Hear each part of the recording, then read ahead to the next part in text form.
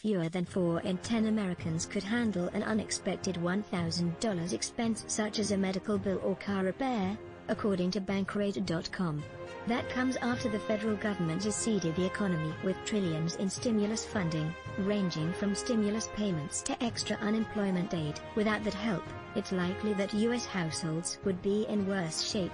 The share of Americans who could handle an unexpected $1,000 expense is slightly down from the prior year.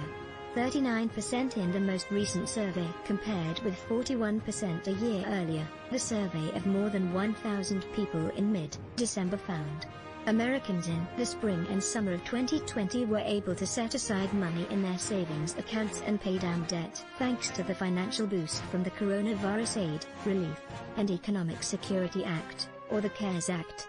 But by the end of 2020, personal disposable income had fallen sharply from the boost given by the CARES Act, according to a new analysis of financial data from the Brookings Institution's Hamilton Project. Parler shut down. Apple suspends Parler from its App Store while Amazon will shut off web hosting service over violence threats. Job losses. Economy loses 140,000 jobs in December as unemployment holds at 6.7% amid COVID-19 spikes. That means millions of households entered the winter months with less financial flexibility, even as the pandemic rages across the U.S. and employers cut jobs in December. Despite prospects for a much brighter end to 2021 than the beginning because of vaccinations, we have to get from here to there first, said Greg McBride, the chief financial analyst at Bankrate.com.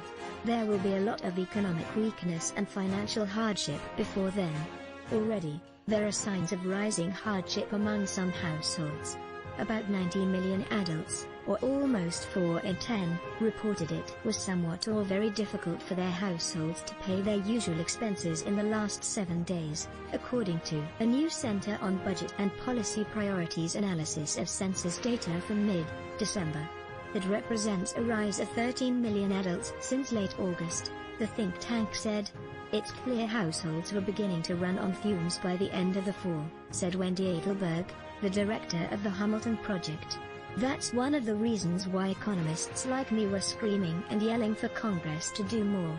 To be sure, the Bankrate.com and census data took the temperature of financial health before the latest stimulus effort was passed, a $900 billion relief bill that is now distributing $600 stimulus payments to eligible adults and children, as well as providing an extra $300 in weekly unemployment aid. But those benefits provide half of the CARES Act's $1,200 in stimulus checks and $600 in weekly extra jobless aid. The economic crisis isn't hitting all households equally, with Adelberg noting that people of color, women, families with young children and low-income workers are bearing the brunt of the impact. Millennials were less likely than older generations to say they could handle a $1,000 emergency expense, Bankrate.com found. Fewer than 1 in 3 millennials, who are between 24 to 39 years old, said they could pay for an unexpected bill of that size, compared with almost half of baby boomers and Generation Xers, its survey found. Despite the continued hardship that many households are experiencing, it's important to sock away some emergency savings if possible, Bankrate.com's McBride said. About 4 in 10 people who couldn't cover a $1,000 emergency bill would need to borrow the money, with many saying they would turn to credit cards, the study found. But that could saddle those households with high-interest debt, McBride added. Setting up an automatic deposit that puts part of your paycheck into a savings account can help seed an emergency fund, McBride noted. He also recommends putting aside a portion of your stimulus check or 2020 tax refund into a savings account. More stimulus help may be needed to ensure households can regain their footing, especially as the $300 in extra jobless aid expires in mid-March while the vaccines aren't likely to be widely distributed until the summer, analysts said. What I'm really worried about is not just the current crisis, which is so acute, but what households' financial situation looks like when we are on the other side of the pandemic, Adelberg of the Hamilton Project said. For millions of households, finances are going to be a lot weaker.